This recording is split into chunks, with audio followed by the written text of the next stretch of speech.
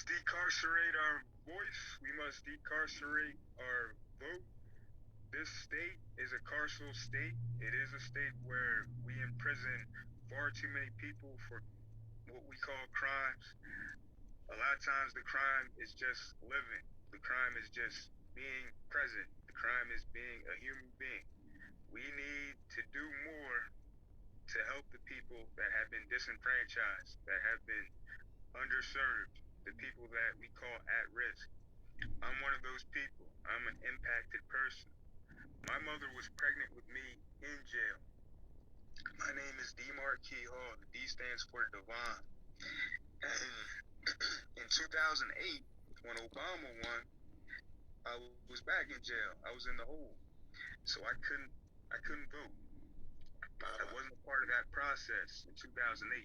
That would have been the first election that I could have voted in. But I wasn't able to because here in Delaware, we don't provide that privilege to people that are in jail.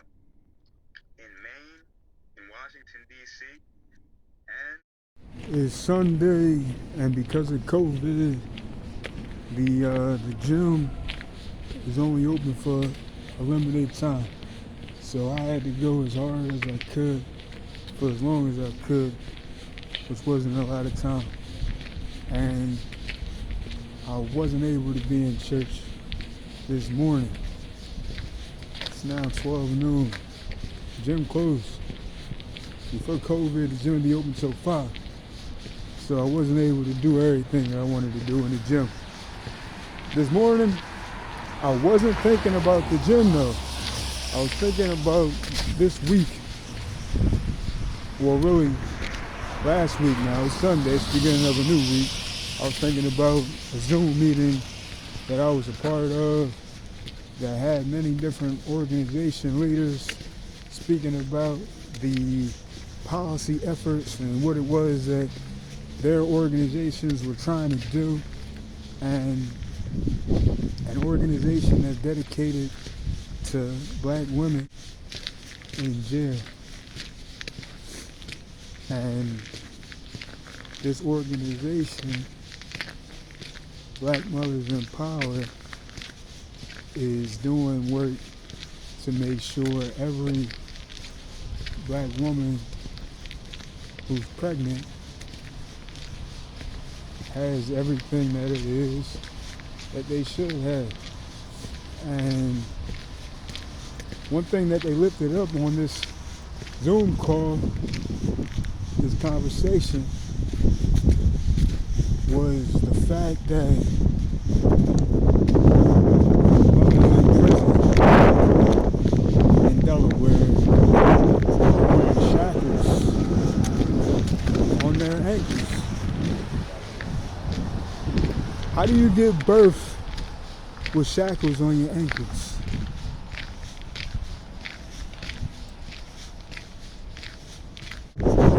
Shackles on their ankles.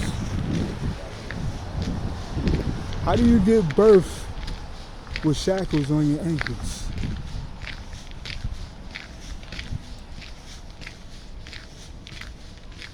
That's a question. I look at myself right now in this video on this TV screen or this phone screen. I see my mother. I really look like my mom right now. This is amazing. This is amazing. My mom was pregnant with me. Delaware County, Pennsylvania. They took her to Crozier Hospital from the prison. She gave birth to me. They brought her back to prison. They left me at the hospital. My grandma had to pick. I never thought about my mom wearing shackles. I never thought about any woman giving birth with shackles on her ankles, because when I think about a woman giving birth, I think about a woman having to give birth from her womb, being laid down, legs up in the air, doctor in between the legs, maybe dad in between the legs, father of the child.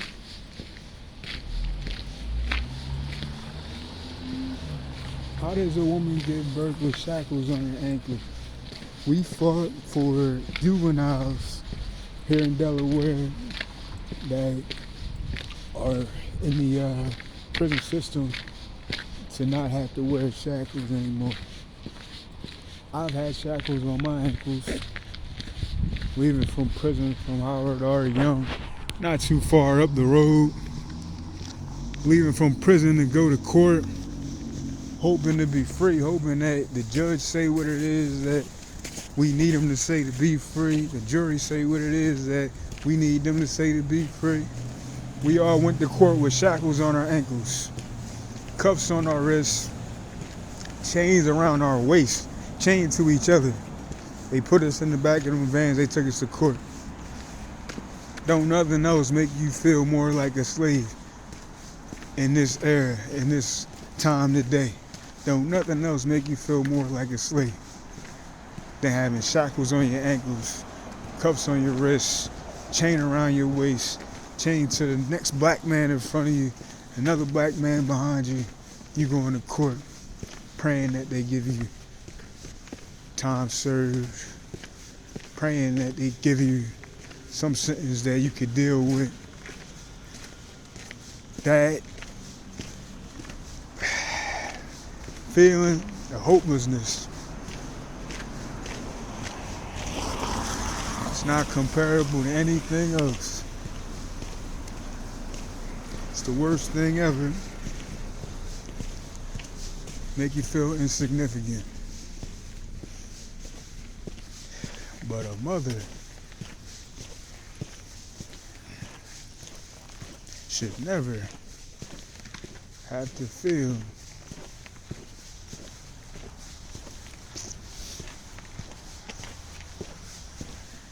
see, there's guards, there's officers that have guns that are also flanked to each side. I'm one of those people. I'm an impacted person. My mother was pregnant with me in jail.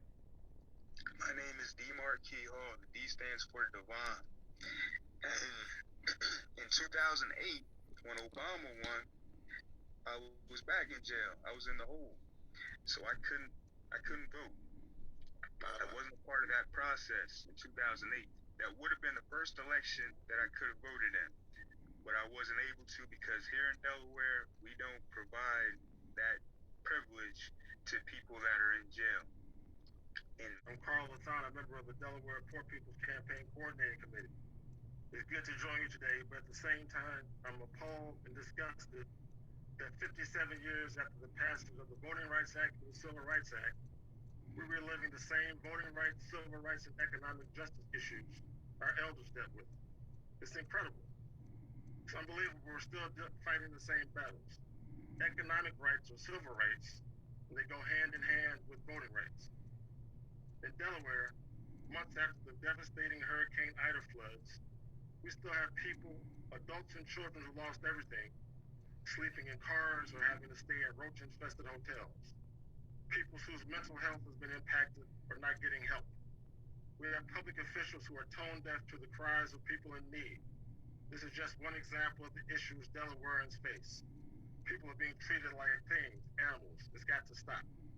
The Poor People's Campaign is working to bring these public officials face to face with these impacted people and their issues. In Delaware, we're working to ensure easy access to the ballot box for low-income voters. We want no excuse access to absentee ballots. We want those incarcerated and formerly incarcerated to be allowed to vote, to be educated so they can vote. Time off from work so people can vote. We stand with our Poor People's Campaign colleagues in demanding that the federal legislatures pass the Freedom to Vote Act and the John Lewis Voting Rights Advancement Act. Enough is enough. The voters are right. Policies, laws, and ineffective lawmakers are making it difficult for us to live our best lives. They need to be changed, and we won't stop until they are. If we come out, we can throw them out. Our right to vote is crucial. Each of us deserves to have our voices heard through the vote. Forward together, not one step back. Now to my colleague, D. Marquis Hall. If we come out, we can throw them out. I hear you.